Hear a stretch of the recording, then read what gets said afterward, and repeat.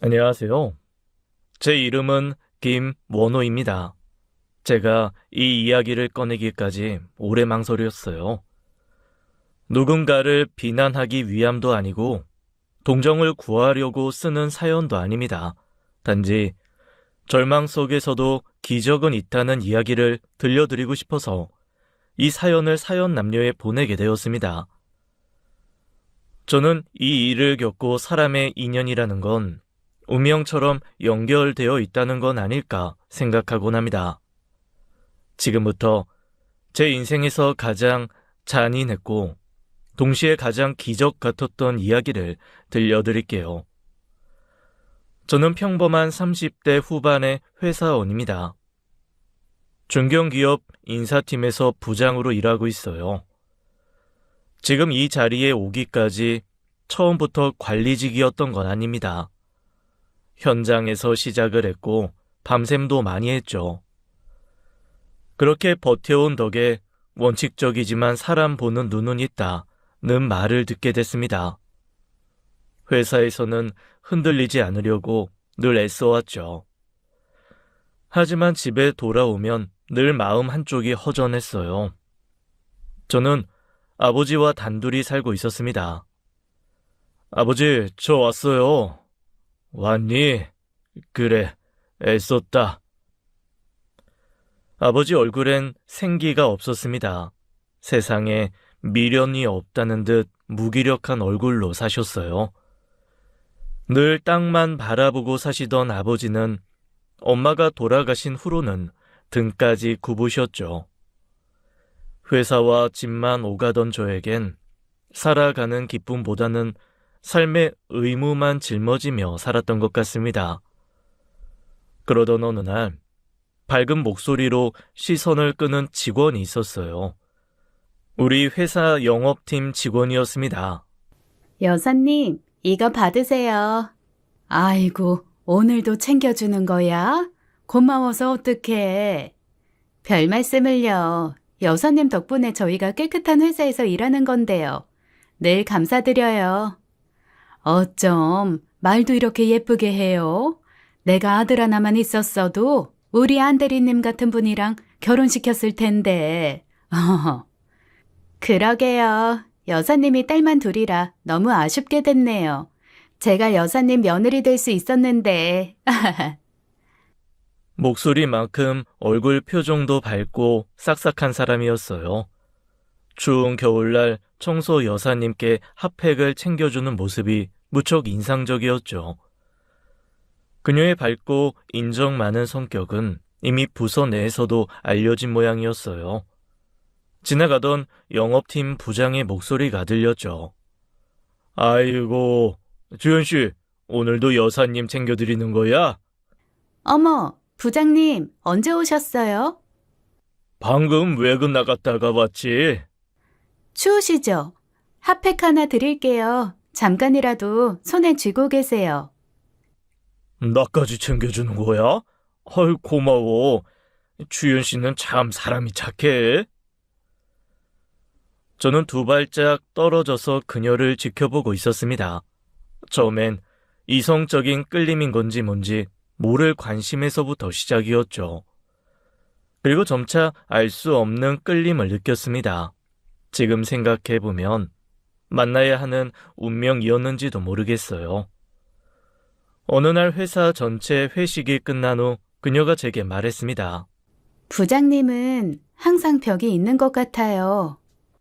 저는 웃으면서 답했습니다. 회사에서는 공과 사를 철저히 하는 것뿐이에요. 선을 지켜야죠. 그렇게 시작된 관계였습니다. 그녀가 제게 먼저 다가왔죠. 우리는 천천히 조심스럽게 만남을 이어갔습니다. 그러던 어느 날 여자친구가 말했어요. 그거 아세요? 저희 아빠가 부장님 되게 좋아하시는 거. 주연 씨가 저에 대해서 무척 좋게 말씀드렸나 보네요. 고마워요. 저는 한마디도 안 했어요. 그냥 남자친구 있다, 우리 회사 사람이다라고만 말했죠. 아이, 그런데 어떻게... 사실 저희 아빠도 이 회사 직원이거든요. 생산팀의 안남규 과장님이요. 그 말에 저는 솔직히 놀라고 좀 부담스러웠어요. 그녀의 아버지가 같은 회사를 다닌다는 사실에 솔직히 마음이 조금 무거워졌죠. 하지만 내색하지는 않았어요. 어느 날 여자친구가 말했습니다. 우리 결혼할래요? 그녀의 그 한마디에 저는 잠시 뜸을 들였습니다. 그러자 그녀가 애교를 부리며 제 팔에 매달려 말했어요. 저는 사실 집에서 빨리 시집가라고 성하시거든요. 아직 28밖에 안 됐는데 저희 부모님 좀 너무하시죠? 부모님은 그러실 수 있죠. 지금 주연 씨 나이가 가장 예쁠 때고 일찍 시집 가서 가정 꾸렸으면 하시는 부모님 마음 충분히 이해돼요. 그런데 전 주연 씨보다 나이도 10살이나 많고 아버지도 모시고 살아야 해요. 이런 나라도 괜찮겠어요? 그녀는 고개를 연신 끄덕였습니다. 그럼요. 전 시아버님 잘 모실 자신 있어요. 원호 씨 내조도 잘할 자신 있고요. 두 주먹을 불끈 쥔 그녀의 모습에 저절로 웃음이 나왔어요. 하지만 이때까지만 해도 정말 몰랐습니다. 이 선택이 30년 넘도록 닫혀있던 제 가족의 상처를 다시 열어버리게 될 줄은요. 여자친구 집에 처음 인사드리러 가던 날을 아직도 잊지 못합니다. 문을 열고 들어가는 순간부터 설명하기 어려운 위화감이 느껴졌어요. 모두들 저를 환대해주며 웃고 있었지만 집안 공기가 이상하게 무거웠죠. 괜히 제 어깨까지 굳어지는 느낌이었어요. 어서 들어오세요. 오는 길이 어렵지는 않으셨어요? 괜찮습니다. 아버님, 말씀 낮추세요. 아유, 어떻게 그래요? 우리 회사 인사팀 부장님이신데 제가 어떻게 말을 놓나? 당신도 참. 얘들 결혼하면 당신이 윗사람인데 당연히 말 놔야지. 안 그래요? 부장님, 이리 와 앉으세요. 어머님도 말씀 낮추세요. 저 회사 일로 온 거 아니고 주연이 남자친구로서 인사드리러 온 겁니다. 아이고, 예. 그럼요. 예비 장인과 장모는 회사에서의 제 직급 때문인지 저를 어려워하며 무척 예의를 차리셨습니다. 우리는 다 함께 소파에 둘러앉았어요. 인사도 하고 이런저런 얘기들을 나누며 서로의 어색함을 풀고 있었죠. 그 사이 부엌에서는 누군가 분주하게 움직이고 있었어요. 여자친구의 언니였습니다. 혼자서 상을 차리고 국을 데우고 반찬을 옮기고 있더군요. 누가 봐도 손님 맞을 준비를 혼자서 다 하고 있었어요. 그때 여자친구 아버지가 툭 던지듯 말했죠. 인정아, 아직 밥 안 됐어? 예, 아버지. 조금만 기다려주세요. 쟤는 아따 갔다 부지런 지가 언젠데 아직도야. 시간 딱 맞춰서 밥상 차려놓으라니까. 마치 누군가를 부리는 말투였어요. 저를 대하던 말투와는 180도 다른 말투였죠. 여자친구도 아무렇지 않게 말을 보탰습니다. 언니, 빨리 좀 해. 왜 이렇게 오래 걸려? 미리미리 좀 하지. 회사에서 보던 그 부드러운 말투는 아니었습니다. 짜증 섞인 말투에 아랫사람 대하듯이 들렸죠. 예비 처형이 될 그분은 잠깐 저를 보더니 바로 고개를 숙였습니다. 죄송해요. 금방 할게요. 저는 괜찮다고 말했지만 예비 처형은 그 말만 몇 번을 반복하더군요.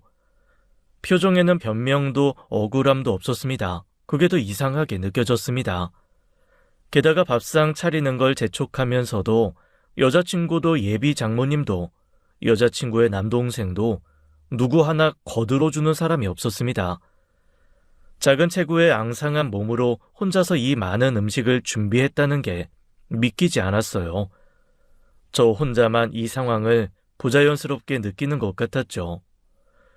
소파에 앉아 있으면서도 제 시선은 계속 부엌으로 향했어요. 혼자 분주하게 움직이는 그녀의 뒷모습이 계속 마음에 걸렸습니다. 이윽고 밥상이 다 차려졌어요. 모두가 식탁에 둘러 앉았습니다. 저는 고생한 여자친구 언니분께 말했어요. 저 때문에 오늘 고생이 많으시네요. 아니에요. 제가 늘 하는 일인데요, 뭘. 식사가 늦어져서 죄송해요. 아닙니다. 제가 대답하던 그 순간이었어요. 인정이는 상 다 차렸으면 그만 가게 나가봐. 네? 네, 어머니. 저 인정 씨는 같이 식사 안 하세요? 그때 여자친구의 남동생이 나서서 말했습니다. 누나는 가게 가봐야 돼요. 가게 문 열어야 할 시간 다 돼서. 가게요? 아, 주원이는 작은 주점 운영하거든요. 언니가 일 도와주고 있어요. 그럼 저는 이만. 그럼 식사 맛있게 하고 가세요. 여자친구의 언니는 어깨를 한껏 좁히고는 고개를 푹 숙여 인사를 했습니다. 안 그래도 작은 체구가 더 작아 보였어요. 저는 자리에서 일어나 같이 고개를 숙였죠. 예. 감사히 잘 먹겠습니다.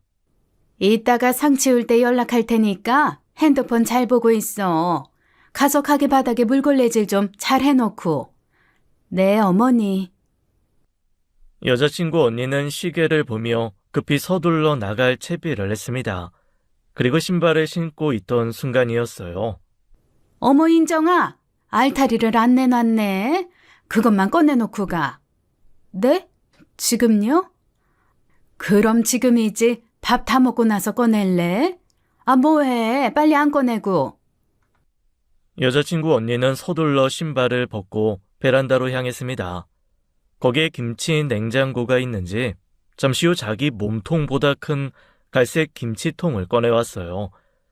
혼자서 끙끙대는데 아무도 안 도와주었죠. 그래서 제가 일어나 거들어드렸어요. 아이고, 그냥 둬. 자네는 그런 일 안 해도 돼. 체격이 좋은 건장한 남자인 저에게도 안 시키는 그런 일을 당신 큰 따님은 해도 괜찮다는 뜻인지 대묻고 싶더군요. 그녀는 이 집 가족이 아니라 집안 일을 맡은 사람처럼 보였어요. 여자친구는 이 상황이 너무나 자연스럽다는 듯 아무렇지 않아 했고요. 알타리를 상에 내려놓자 여자친구가 말했습니다. 언니. 가기 전에 나 물 좀. 따뜻한 물로. 알았어.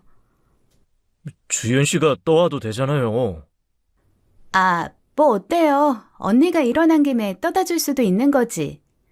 괜찮아요. 제가 가져다 줄게요. 여자친구의 언니는 군소리 없이 물을 떠왔습니다. 그런데 물컵을 내려놓는 순간 컵이 쓰러지고 말았어요. 순식간에 물이 엎질러져 식탁 밑까지 흘러내렸죠. 차가워. 좀 똑바로 좀 하지. 내 옷 다 젖었잖아. 정말. 이거 드라이 맡겨야 되는 옷인데. 조심 좀 하지. 넌 하는 일마다 왜 그 모양이야? 여자친구의 날카로운 목소리와 예비 장인의 질타가 제 귀를 쿡 쑤시고 들어왔어요. 그 순간의 여자친구 모습은 회사에서는 전혀 본 적 없던 말투와 표정이었죠. 물은 계속 흘러내려 식탁 유리 아래까지 스며들었습니다. 그 순간이었어요. 어머. 식탁보에 스미잖아. 뭐해. 얼른 행주 가져오지 않고. 네? 네. 예비 장모의 목소리가 한껏 날카로워졌습니다. 순간 여자친구 언니의 표정이 겁먹은 듯 얼었어요. 저는 그 표정을 놓치지 않고 보았죠. 여자친구의 언니는 어깨를 움찔하며 행주를 가지러 갔어요. 정말. 이거 비싼 건데. 쟤는 꼭 저렇게 사고를 친다니까. 등신같이 도대체가 제대로 할 줄 아는 게 없어. 등신이요? 저는 제가 잘못 들은 줄 알았습니다. 너무나 자연스럽게 나온 욕설의 예비 장모는 자신이 무슨 말을 한지도 모르는 것 같았어요. 저는 과연 이 집안이 제대로 된 집안인가 의문이 들었습니다. 예비 장인은 제 굳어진 표정을 읽은 건지 예비 장모에게 눈치를 주었죠. 아이고 참, 주연이 남자친구도 있는데 그만해. 그 말투 좀 고치라니까. 아이, 집사람이 원래 좀 쿨한 성격이라서 말이 좀 세. 아기가 있어서 그런 건 아니니까 오해하지 말게나. 쿨한 성격이요? 저는 어이가 없어 속으로 헛웃음이 나왔죠. 저는 일단 아무 대답 없이 지켜보기만 했어요. 예비 장모와 여자친구는 뒤늦게 제가 있다는 사실을 깨달은 사람처럼 굴었어요. 아니, 내가 너무 속상해서 그만. 이게 수입해온 거거든. 큰딸이 제일 편해서 그런 거니까 오해하지 말게. 아, 그러니까 언니가 오늘따라 실수쟁이네. 언니, 방금 소리쳐서 미안. 여자친구는 제 얼굴을 살폈습니다. 그리고 이렇게 말했죠. 원호 씨, 오해하지 말아요. 언니랑 내가 워낙 가족 같은 사이라 친해서 그런 거니까. 언니, 화 안 났지? 괜찮아. 아, 다행이다. 아무리 가족이어도 서로 더 존중했어야 했는데 나도 모르게 아끼는 옷이라 감정이 격해졌나 봐. 그럼 전 이만 다녀올게요. 여자친구의 언니는 그렇게 나갔습니다. 저는 1시간 정도 더 앉아있다가 인사를 드리고 나왔어요. 차에 타기 전 여자친구에게 물었죠. 주연 씨, 아까 그 말 무슨 얘기였어? 가족 같은 사이라니. 어? 내가 그런 말을 했어요? 모르겠어요. 기억 안 나는데. 언니랑 가족 같은 사이라며. 언니랑 가족이면 가족이지. 가족 같은 사이라는 건 무슨 말이야? 혹시 당신 언니 친언니 아니야? 무슨. 에이, 가족이죠, 가족. 내가 오늘 긴장해서 그랬나? 별 헛소리를 다 했네요. 그런데 주연 씨, 회사에서랑은 느낌이 많이 다르네. 그게 무슨 말이에요? 그냥 그렇다고. 아니, 나는 그만 들어가 볼게요. 주연 씨도 피곤할 텐데 들어가 봐요. 내가 나중에 연락할게. 원호 씨, 그냥 가게요? 원호 씨! 저는 여자친구를 뒤로 하고 집으로 돌아왔습니다. 솔직히 실망이라는 감정이 들었어요. 결혼을 앞두고 알 수 없는 경고음이 울리고 있었죠. 집으로 들어가니 아버지가 앉아 계셨습니다. 아버지는 어두운 집안의 식탁 등만 켜고 조용히 식사를 하고 계셨어요. 반찬은 날배추와 김치, 마른 김과 간장만 놓여 있었죠.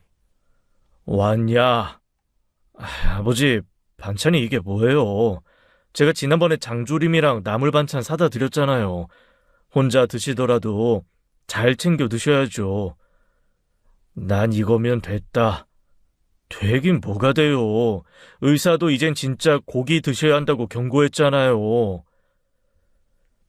아버지는 조용히 다 드신 식탁을 치우려고 하셨어요. 제가 할게요. 그냥 두세요. 아버지, 이제는 고기 좀 드셔도 되잖아요. 그러자 아버지는 고개를 저으며 말을 돌리셨어요. 오늘 인사는 잘 드리고 온 거냐? 네, 그래. 나는 신경 쓰지 말고 결혼 준비 잘해라. 저번에 말씀드린 대로 전 결혼해도 아버지랑 같이 살 거예요. 이미 주연이랑도 얘기 다 끝냈고요. 난 그럴 자격 없다. 그 한마디에 더는 아무 말도 할 수 없었습니다. 가슴이 꽉 막혀왔어요. 아버지만 가슴에 돌이 있는 게 아니었습니다. 저 역시 마찬가지였어요. 후회를 삼키며 살아왔죠. 바쁘게 살아도 마음 한구석은 늘 멈춰 있었어요. 아버지 방 서랍장 위에 놓인 사진이 눈에 들어왔습니다.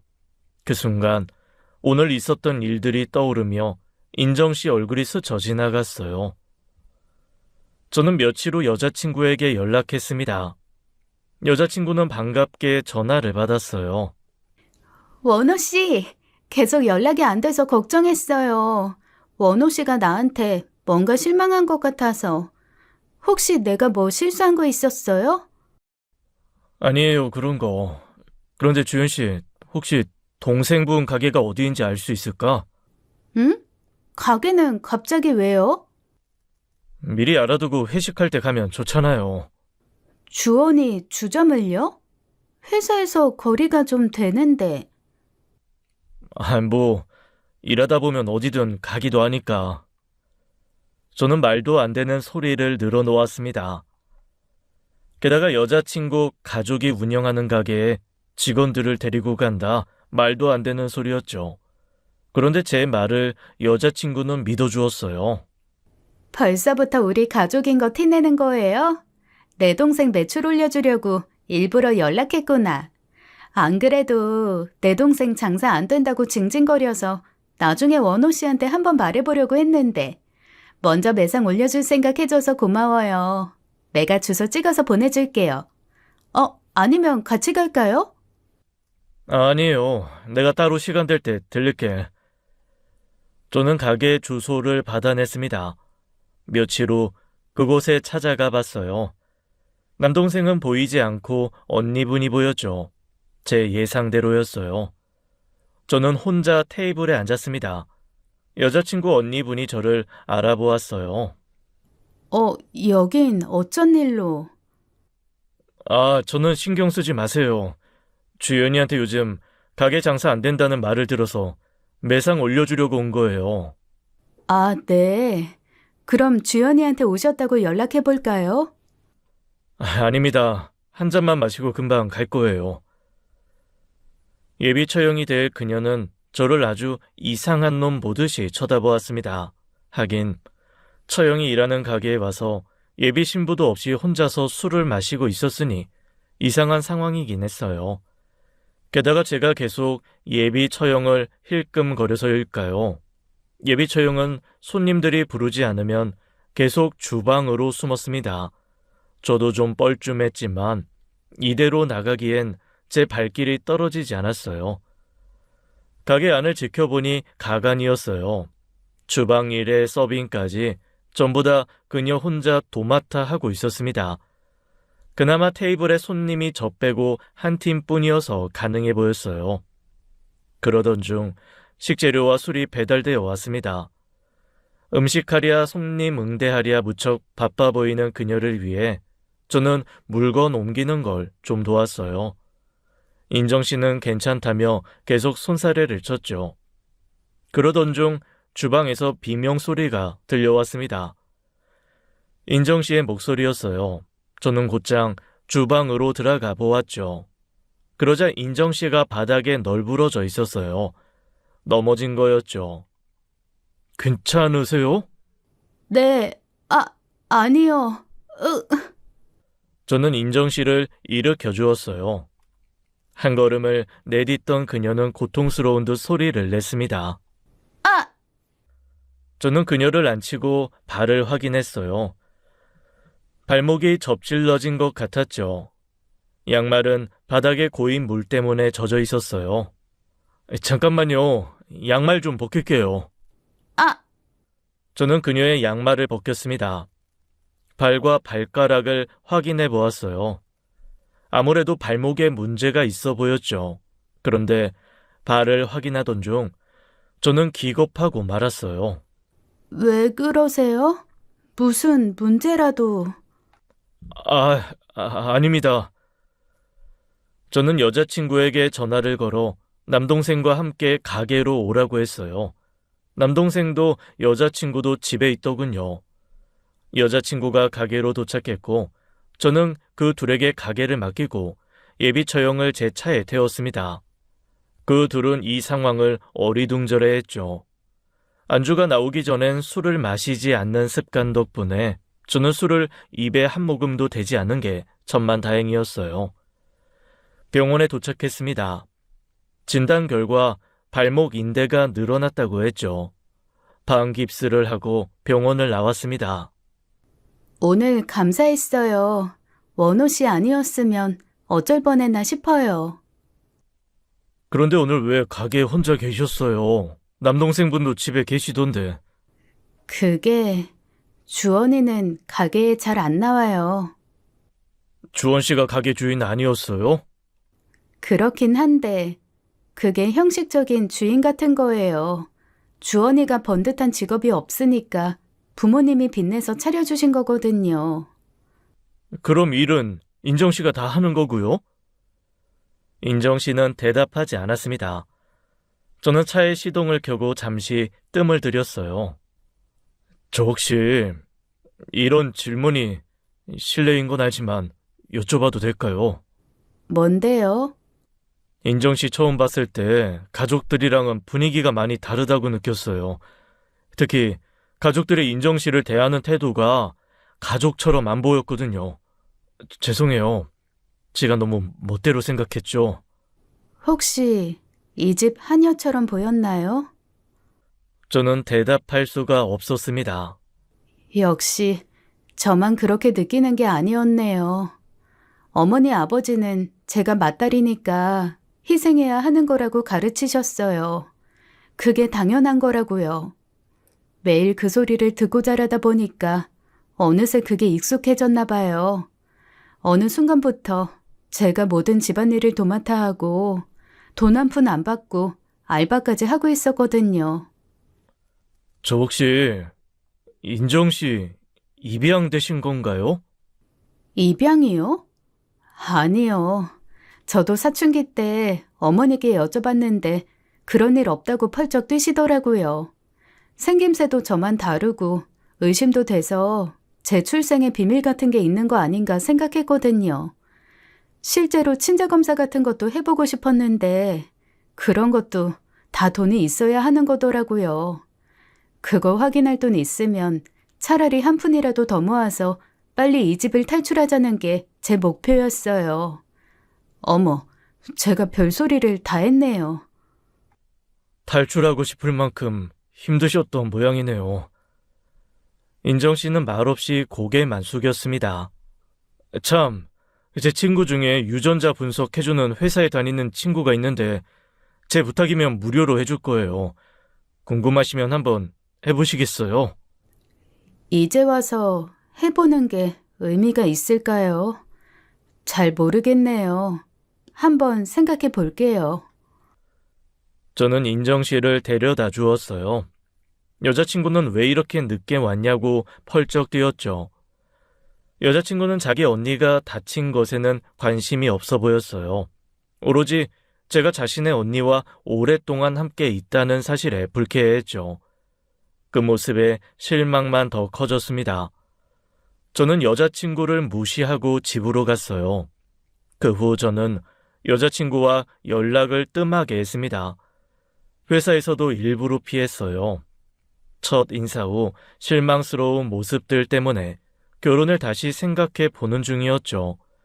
그리고 여자친구의 언니에게 자꾸만 마음이 쓰이는 것도 한몫했고요. 며칠 후 여자친구네 집에서 상견례 날짜를 정하자며 재촉을 해왔습니다. 저는 일이 바쁘다는 핑계로 상견례 날짜를 계속 미루고 있었어요.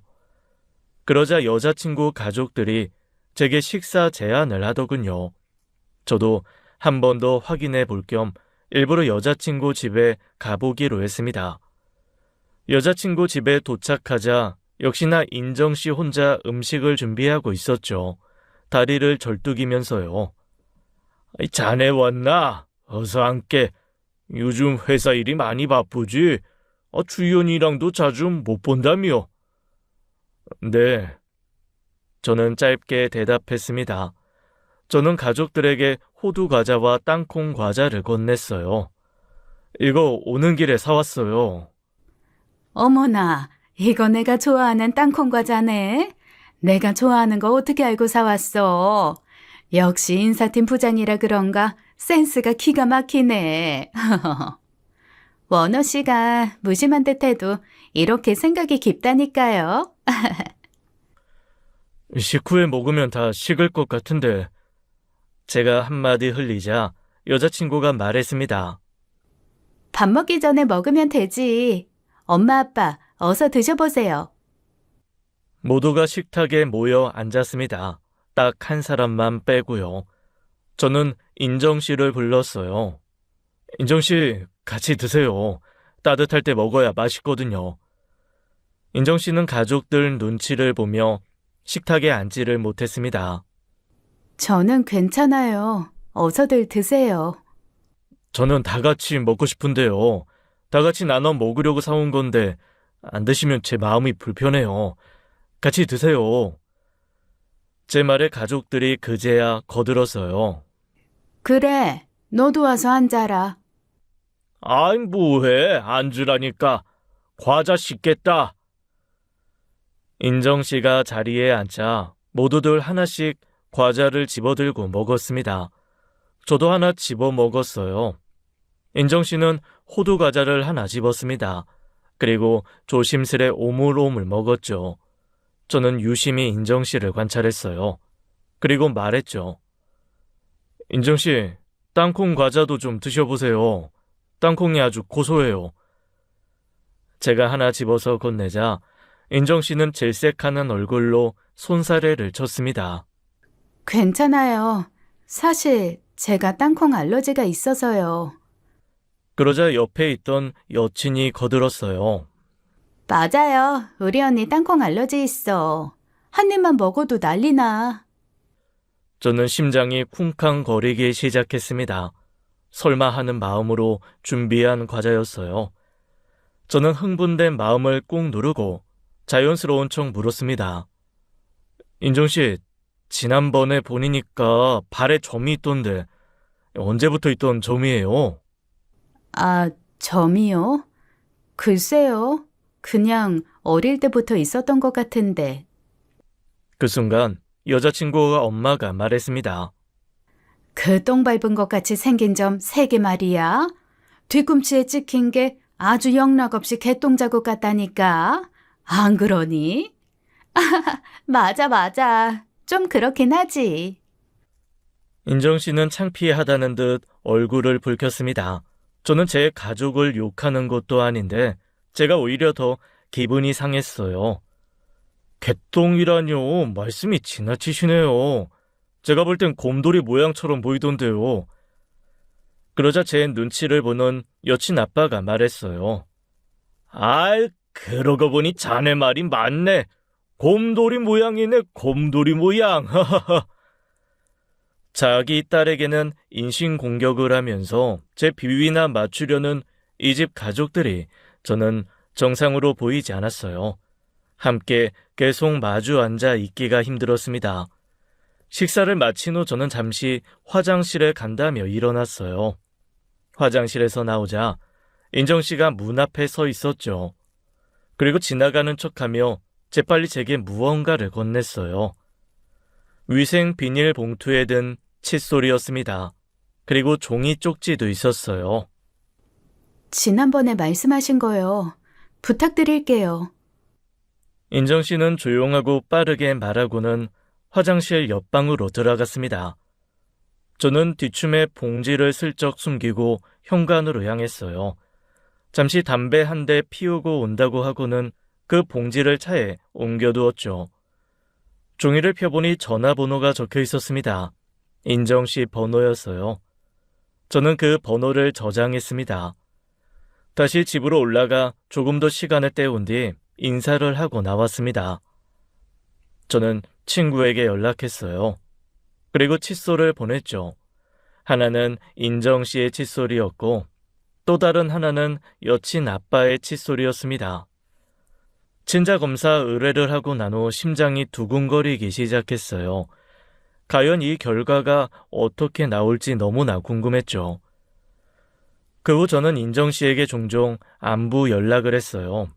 다리 상태를 핑계로요.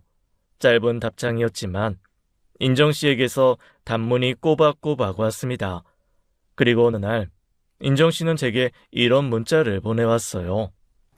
원호 씨는 좋은 사람 같아요. 그래서 고민 끝에 말씀드리는 건데 주연이는 원호 씨 생각만큼 좋은 사람이 아니에요. 결혼은 좀 더 신중하게 생각하시길 바랄게요. 이미 저도 알고 있었습니다. 두 번째 여자친구네 집을 방문했을 때 확신했거든요. 이 집안은 아니다라고요. 하지만 저는 제 속내를 인정 씨에게 말하지 않았어요. 제 마음속에는 풀어야 할 의문이 있었거든요. 그런데 어느 순간부터 인정 씨와 연락이 되지 않았습니다. 저는 회사에서 주연이에게 언니 소식을 물었죠. 원호 씨, 왜 이렇게 우리 언니한테 관심이 많아요? 우리 언니 발목 다친 날 병원에 데려다 주면서 내가 모르는 일 있었어요? 무슨 말이 그래? 주연 씨 언니니까 신경 써준 건데. 그럼 언니한테 신경 안 써도 되니까 나한테 신경이나 쓰세요. 여자친구는 토라져서 획 돌아서 가버렸습니다. 그 후로도 인정 씨는 계속 연락이 되지 않았어요. 저는 이상하게 마음이 불안했습니다. 걱정되는 마음에 퇴근 후 호프집을 찾아가 보았어요. 막상 가게에 들어가진 않고 차를 길가에 세워두고 밖에서 지켜보기만 했죠. 인정 씨 모습이 보였어요. 여전히 다리를 절뚝이며 일을 하고 있었죠. 손님이 모두 빠져나간 무렵 주원이가 걸어오는 게 보였어요. 이제 출근한 건지 가게 안으로 들어가더군요. 그런데 뭔가 이상했습니다. 주원이가 가게 안으로 들어가며 가게 문을 잠그는 게 보였어요. 그리고 잠시 후 기겁할 만한 일이 벌어졌죠. 가게 안 불이 모두 꺼지더니 와장창 소리가 들렸습니다. 뭐지 싶어 차 창문을 내렸어요. 그런데 그 순간이었죠. 살려주세요! 분명 인정 씨의 목소리였어요. 저는 차에서 내려 가게로 뛰어들었습니다. 하지만 문이 잠겨 있었어요. 안에서는 다급한 목소리가 들려왔죠. 주원아, 나 네 누나야. 이러지 마. 정신 차려. 저는 주위를 둘러보다가 간판 받침 위에 올려져 있던 벽돌을 집어들었어요. 그리고 유리문을 향해 내리쳤습니다. 문을 깨고 들어가자 어둠 속에서 인정 씨의 비명소리가 선명하게 들려왔어요. 저는 가게 안에 불을 켰습니다. 그러자 상상도 못할 장면이 펼쳐졌죠. 인정 씨는 바닥에 엎드려 있었고 그 위에 주원이 인정 씨의 허리를 끌어안고 포개져 있었어요. 주원이 인정 씨를 덮치고 있었습니다. 저는 고민할 새도 없이 그 파렴치한을 잡아 주먹을 날렸어요. 주원이 제 주먹에 맞아 날아갔죠. 인정 씨 괜찮으세요? 도와주세요. 인정 씨는 흐느껴 울며 말했습니다. 너 이 새끼, 매형, 잠깐만요. 아이씨! 누가 네 매형이야, 이 미친 새끼야! 퍽퍽 저는 계속 팼습니다. 짐승은 매가 약이니까요. 그만해요! 제발! 아이씨, 진짜! 주원이 널브러진 틈에 저는 경찰서에 전화를 걸었습니다.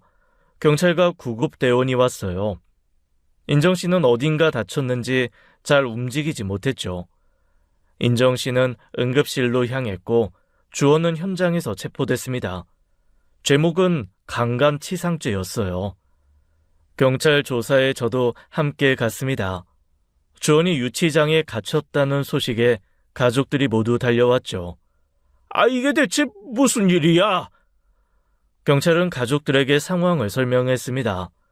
이거 지금 아주 심각한 범죄를 저지르신 겁니다. 피해자분이 친족에 상해까지 입으셔서 강간치상죄로 형량 세게 나올 거예요. 뭔가 오해가 있는 모양인데 우리 주원이가 그럴 애가 아니에요. 여기 목격자도 있으시고 지금 CCTV도 다 확인했습니다. 증거 명확해요. 김서방, 대체 이게 무슨 소리인가? 주원이가 그런 짓을 할 리가 없잖아. 자네가 착각한 거겠지. 제가 두 눈으로 분명히 봤습니다. 도저히 못 믿겠으면 CCTV 확인해 보시죠. 그 와중에 주현은 단 한마디도 하고 있지 않았어요. 손톱만 물어뜯고 있었죠. 여친 엄마와 아빠는 CCTV를 보러 갔습니다. CCTV를 보고 나온 그들의 얼굴을 보니 상황이 심각함을 감지한 것 같았어요. 부모님의 얼굴이 사색이 된 걸 본 주원이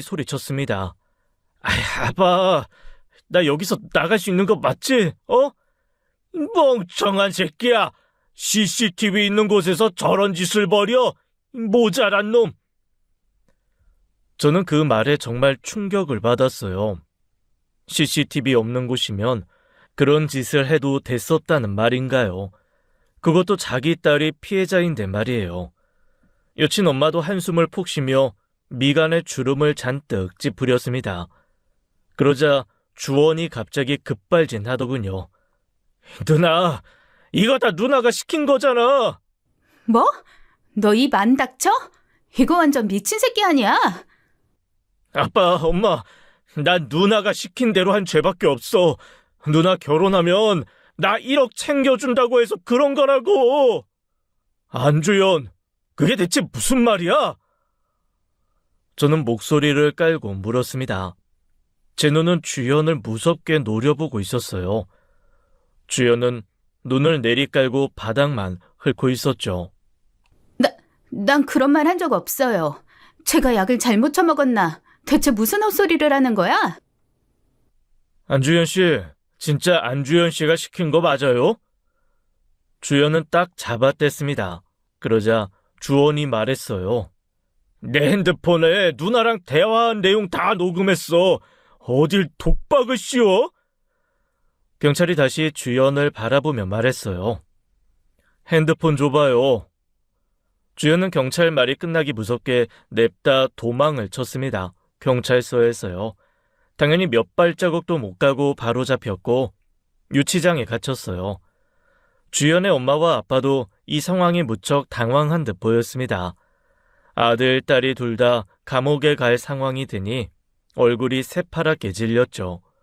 주연은 온갖 상스러운 욕을 남발하며 자기 동생에게 죽일 듯이 화를 냈어요. 처음 보는 악에 바친 얼굴이었죠. 주원도 지지 않고 악을 쓰며 욕을 해댔습니다. 야이씨, 네가 누나면 다야? 인정이 누나가 매형한테 꼬리친다고 떼어내달라며. 너 입 안 닥쳐? 그 말을 들은 주연의 부모들은 경악할 반응을 보였어요. 그게 무슨 소리야? 꼬리를 치다니. 이게 다 언니 그년 때문이에요. 내가 다 봤어. 둘이 서로 문자하고 연락하는 거. 인정이 언니 만난 후로 원호 씨가 변했다고. 설마 언니랑 바람이라도 난 거야? 둘이 잤어? 말해봐.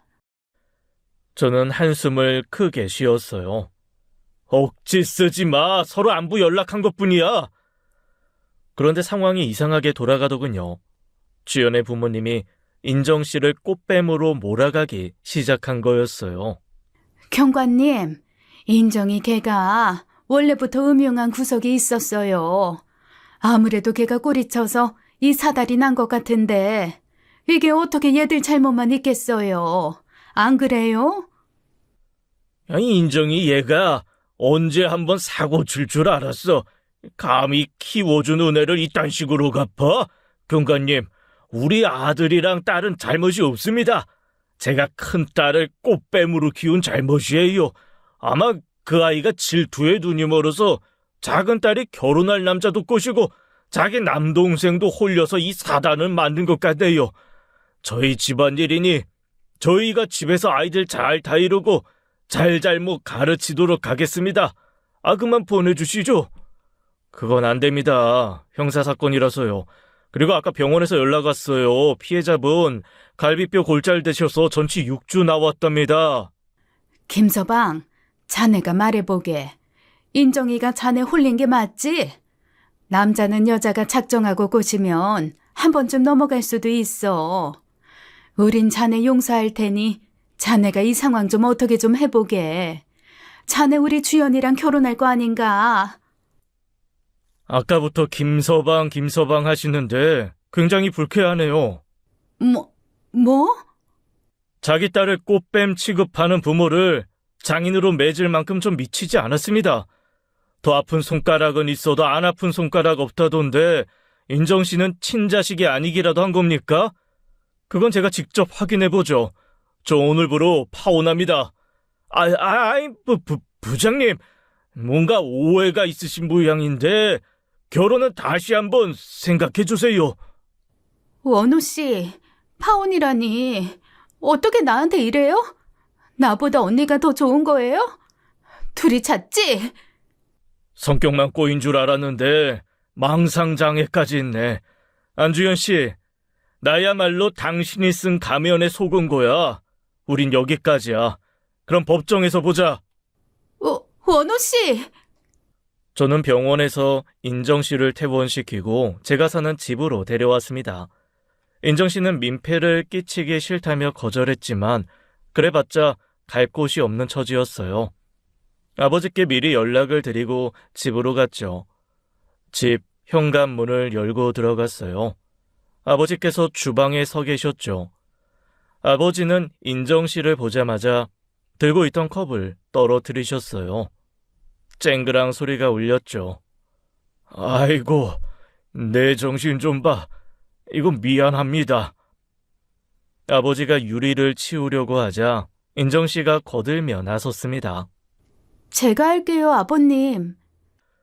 저는 인정 씨를 가로막으며 말했어요.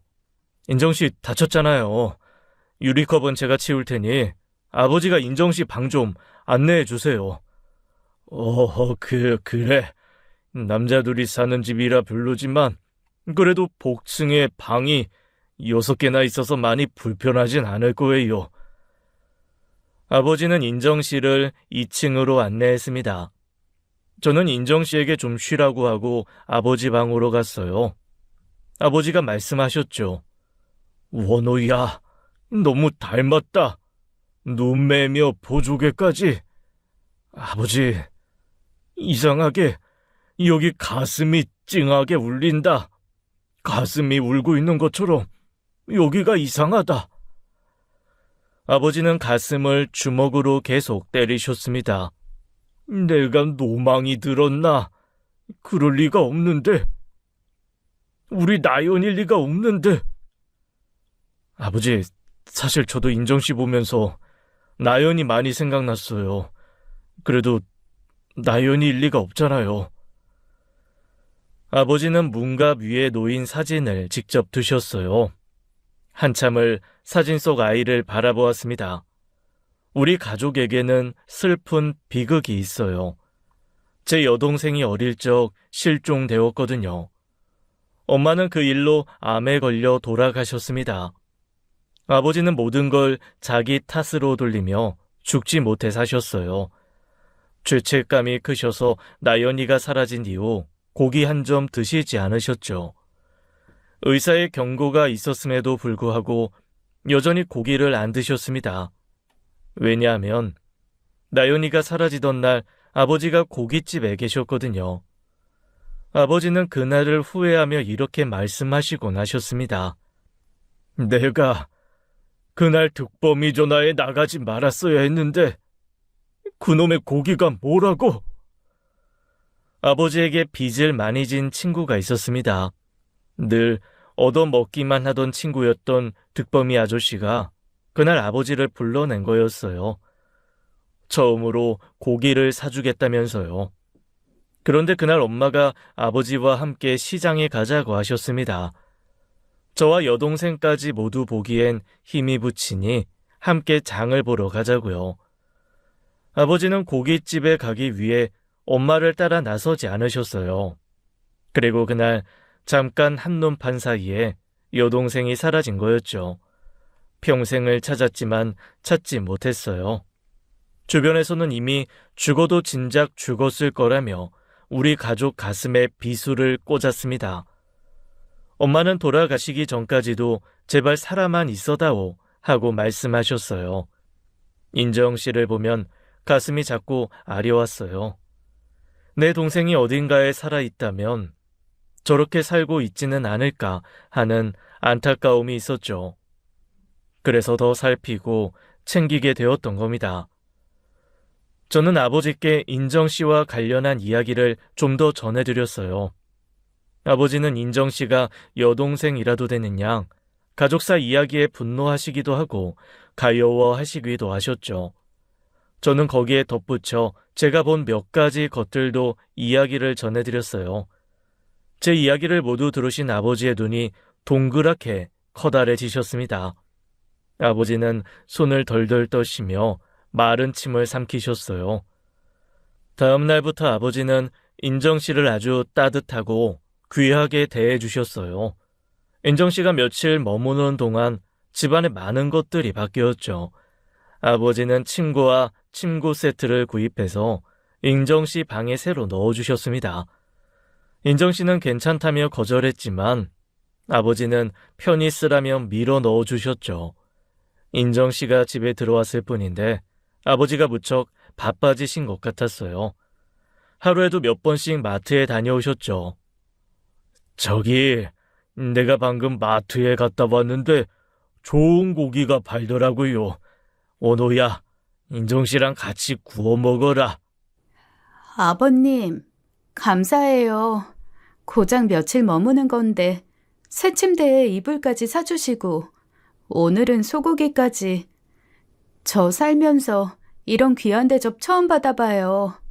정말 고맙습니다. 인정 씨는 눈시울이 붉어졌어요. 동시에 아버지의 눈도 벌개지셨죠. 이게 뭐 별거라고. 그럼 난 나가 있을 테니 편히 식사해요. 아버님, 어디 가세요? 아버님도 같이 드셔야죠. 난 됐어요. 아버지. 아버지는 그대로 뒤돌아 나가셨습니다. 저는 인정 씨에게 우리 집 사정을 말해주었어요. 인정 씨는 이야기를 전해 듣고 눈물을 흘렸죠. 분명 좋은 집에서 잘 살고 있을 거예요. 원호 씨, 우리 그렇게 믿어요. 저도 그렇게 기도하고 있을게요. 말만이라도 고마워요, 인정 씨. 보름 후 인정 씨는 쇼핑백 접기 부업을 시작했습니다. 신세만 질 수 없다면서요. 그리고 앞으로 혼자 살아가려면 돈을 벌어야 한다고 했죠. 인정 씨의 강한 의지가 느껴졌어요. 며칠 후 우리 가족의 인생을 바꿔놓을 대반전 사건이 일어났어요. 친구에게 부탁했던 친자 검사 결과가 나온 것이었죠. 우리는 모두 식탁에 둘러앉았습니다. 인정 씨, 저도 아직 결과를 보진 못했어요. 이 결과가 어떻든 저는 앞으로 인정 씨 선택을 존중할 겁니다. 저는 결과가 어떻게 나오든 이미 마음 먹었어요. 저 혼자 자립하기로요. 이제 부모님과는 영 끊을 거예요. 핏줄이라고 다 가족은 아니라는 걸 깨달았으니까요. 인정 씨 얼굴엔 잠시 슬픔이 어렸지만 금방 씩씩한 표정으로 바뀌었어요. 얼른 열어봐라. 아버지는 인정 씨보다도 더 궁금해 하시는 눈치였어요. 서류를 열자 결과가 나왔습니다. 검사 결과는 우리 셋 모두를 경악하게 했죠. 친자 확률 99.9996%, 친자 관계가 성립됨을 증명합니다. 그 글자가 아주 또렷하게 인쇄되어 있었습니다. 아버지도 저도 놀라 입을 벌렸고 인정 씨는 경직된 표정을 지었어요. 인정 씨 눈에서 눈물이 흘렀습니다. 어떻게 친딸인 나한테 이렇게 모질게 대할 수가 있죠? 그 어린아이를 방에 가두고 말 안 들으면 때리고 굶기고 가족이란 사람들이 어떻게 이렇게 나한테 잔인할 수가 있어요? 인정 씨는 소리를 내며 울었습니다. 그런데 눈물을 흘리는 건 인정 씨만이 아니었어요. 아버지도 소리내며 오열하셨죠. 제 눈에서도 폭포수처럼 눈물이 쏟아져 나왔습니다. 아버지는 식탁에서 일어나 인정 씨 옆으로 다가가 와락 껴안으셨어요. 저는 그 모습에 더 많은 눈물이 쏟아졌죠. 아니야, 나연아. 우리 나연이 그놈들 가족 아니야. 내가 네 아버지다, 나연아. 미안하다. 애비가 미안해. 이제야 찾아서 정말 미안하다. 아버지 말에 인정 씨는 눈물을 뚝 그쳤어요. 그리고 아버지와 저를 어안이 벙벙한 얼굴로 바라보았죠. 나연아, 내가 네 오빠야. 나연아, 오빠가 미안해. 네 손 꼭 잡고 있었어야 했는데 오빠가 정말 잘못했어. 그게 무슨 말씀들이세요? 아버님, 원호 씨. 사실 내가 아버지 유전자랑 친자 검사했어. 너 내 동생이야. 우리가 진짜 가족이라고. 내가 멋대로 검사해서 미안해. 그런데 네 발바닥에 있는 곰돌이 좀, 그리고 땅콩 알러지까지 내 동생이랑 똑같았어. 그래서 그냥 지나칠 수가 없었어. 네가 우리 집에 온 날 널 보고 가슴이 뛰어서 혼났다. 모두가 죽었다고 말했던 내 딸이 살아 돌아온 것 같았어. 그리가 원호에게 들었지. 네 발에 있는 점도 알러지도 그리고 보조개까지. 네가 우리 집에 오던 날 원호가 그러더구나. 친자 검사 중이라고. 아마도 네 엄마가 널 여기로 보낸 모양이다. 고맙소 여보. 고마워. 그게 사실이라면 정말 내 가족들, 그러니까 아버지랑 오빠라는 거예요? 어떻게 이런 일이... 나연이도 그렇게 말하며 오열했습니다. 세 가족이 이렇게 다시 모여 앉는 모습은 상상만 했는데 그 일이 현실로 일어났죠. 우리 셋은 부둥켜 안고 눈물의 밤을 보냈습니다. 저는 다음날 연차를 내고 가족들과 어머니를 뵈러 갔습니다. 엄마,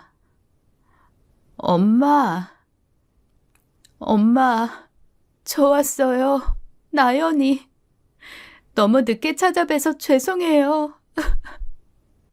우리는 엄마의 사진 앞에서 또 한 번 눈물을 쏟았습니다. 집으로 돌아온 후 아버지와 저는 이 몹쓸 집안을 가만두지 않기로 다짐했어요. 아버지는 그 집안 뒷조사에 들어가셨고 저도 별도로 이것저것 알아보았죠. 우리는 변호사를 불러 고소당한 그들이 합당한 벌을 받는데 힘을 싣도록 했습니다.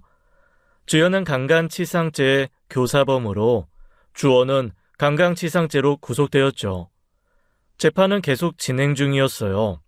얼마 후 충격적인 사실 몇 가지를 알게 되었어요.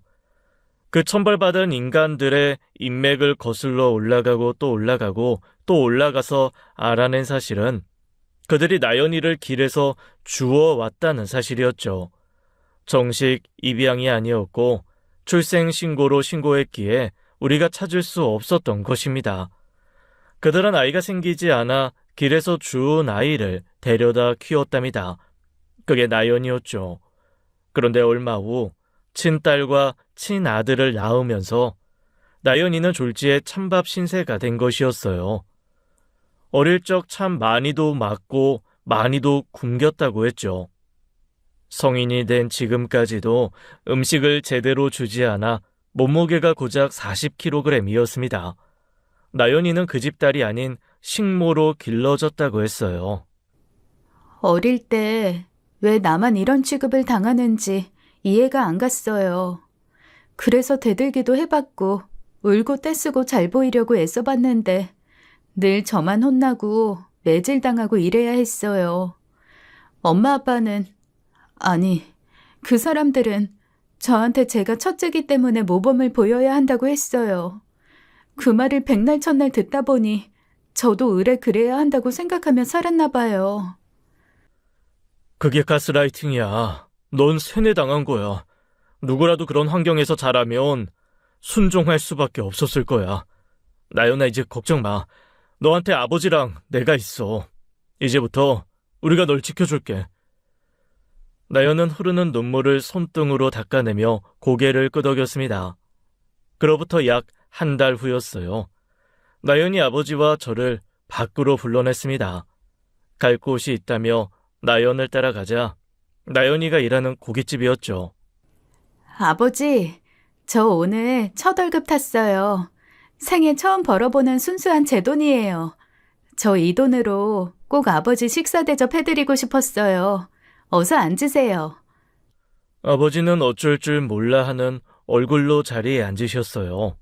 곧 고기가 나왔고 나연이는 직접 고기를 구우며 말했습니다. 그리고 가장 처음 구워진 고기를 아버지 밥그릇 위에 올려드렸어요. 아버지, 이제 고기 드세요. 저 때문에 그만 마음 아파하시고요.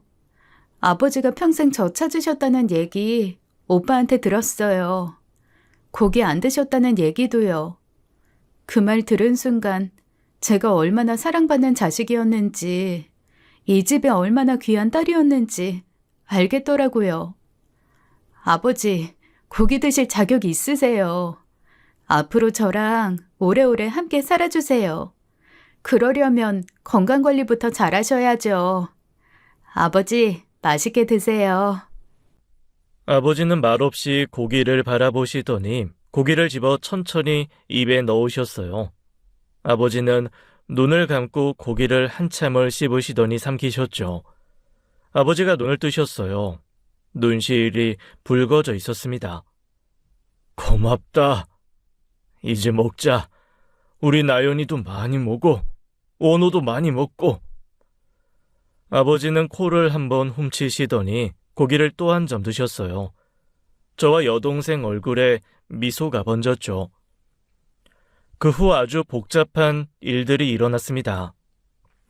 주연의 가족들이 저에게 파혼 책임을 묻는 민사소송을 걸었거든요. 그들은 저와 나연이가 바람이 났다고 믿고 있었어요. 아버지는 어이없어 하시며 그 집구석 인간들을 불러들이셨습니다. 그것도 제가 일하는 회사로요. 안 과장이 자신의 아내와 함께 문을 열고 회장실로 들어왔습니다.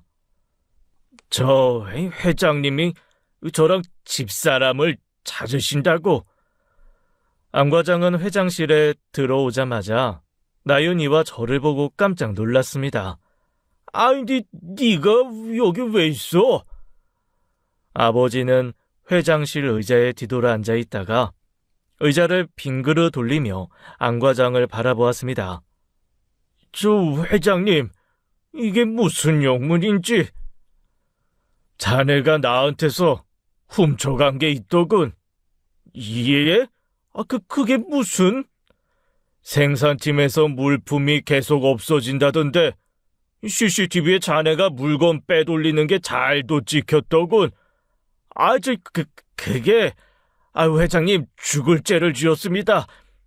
그게 제 아들놈이 급전이 필요하다고 해서 제가 바로 다시 물건값 채워 놓겠습니다. 정말 죄송합니다. 그건 물건값이야. 나한테는 껌값이야. 그런데 말이야, 자네는 나한테 절대로 용서받을 수 없는 진짜 죽을 죄를 지었더군. 예? 그게 무슨? 내 딸 나연이, 아니, 니놈한테는 인정이라고 불렸던가? 니놈이 훔쳐간 내 딸!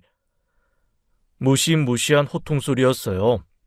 그 기세에 눌린 안 과장과 그의 아내는 바로 무릎을 꿇고 머리를 조아렸습니다. 인정아, 나 엄마야. 혼자서 길에서 헤매던 너를 데려와서 길러준 엄마. 길러요? 저는 짐승보다도 못하게 길러졌어요. 그런데 그게 무슨 엄마예요? 미안하다, 인정아. 우리가 그동안 먹기 살기가 힘들어서 너한테 야박하게 굴었다면 용서해다오. 제 이름은 안인정이 아니라 김나연이에요. 그리고 이 회사의 주인인 저희 아빠의 딸이고요. 아버지가 제 한을 잘 풀어주실 거라 믿어요. 그래, 응당 그래야지. 당신들 각오하는 게 좋을 거야. 실장님, 저는 옆에 서 있던 비서실장에게 턱짓을 했습니다. 처리하라는 뜻이었죠. 회사 가드들이 우르르 들어왔어요. 그 둘을 끌고 나갔습니다. 한 번만 봐달라는 비명이 복도에 쩌렁쩌렁 울렸어요. 아버지는 그동안 사장에게 회사를 일림하고 뒤로 물러나 계셨습니다. 저는 지방 가르침대로 회사 밑바닥부터 시작해서 부장 자리까지 올라왔고요. 그래서 아무도 제가 이 회사의 대표 아들이라는 사실을 몰랐어요. 다만 사람들은 제가 부잣집 아들인 줄로만 알고 있었죠. 여동생을 괴롭힌 그 집안은 결국 풍비박산이 났습니다. 아버지는 최고의 변호사를 썼어요. 주영과 주원은 각각 징역 10년형 판결이 나왔고 그의 아버지 안 과장은 사내 물품을 뒤로 빼돌려 판매한 혐의로 해고되었어요. 물론 손실에 대한 손해배상 청구도 했습니다. 안 과장의 평판은 이미 안 좋았던 터였고 회사에서도 벼르고 있던 인물이었죠. 주연과 사귈 때 그녀의 아버지가 안 과장이라는 사실에 좀 놀랐었습니다.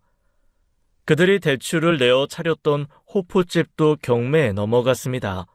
돈 나올 구멍이 없어지자 대출 이자를 갚지 못하고 가압류가 걸린 거였죠.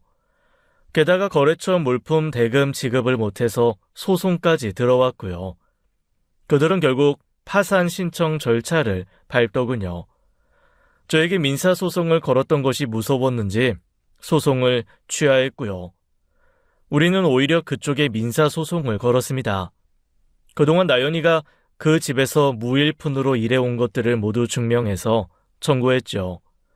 꽤 오랜 기간이었기에 억대가 넘는 돈이 나왔습니다. 그들이 손에 쥔 모든 통장에 압류를 걸었습니다. 단 한 푼이라도 들어올 경우 나연이 몫으로 받아 놓을 수 있게 해놓았죠. 평생 재기하기 힘들게 만들어 주었어요. 그들이 내 동생에게 한 것만큼 악랄하게요. 우리는 그들에게 이 정도 벌을 마땅하다고 생각합니다. 여러분 생각은 어떠신가요?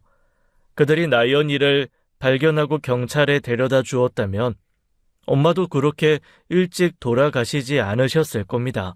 아니, 차라리 데려가서 사랑 듬뿍 주며 곱게 길러주었다면 고마워했을지도 모르겠습니다. 하지만 그들이 선택한 건 노동력 갈취였어요. 노예로 길러낸 거였죠. 나연이는 이제 그 고통 속에서 빠져나가는 중이었어요. 자신의 꿈을 펼치기 시작했습니다. 식품 연구원이 되고 싶다고 했어요. 음식에 대한 갈망이 그녀의 꿈이 된 거였죠. 그런 꿈을 갖게 된 나연이가 안타깝지만 오빠로서 옆에서 많이 응원해 줄 생각입니다. 우리의 가족의 이야기 들어주셔서 감사합니다. 지금까지 사연 읽어주는 남녀였습니다. 끝까지 함께 해주신 여러분 감사드리며 저희는 다음 사연으로 돌아올게요. 감사합니다.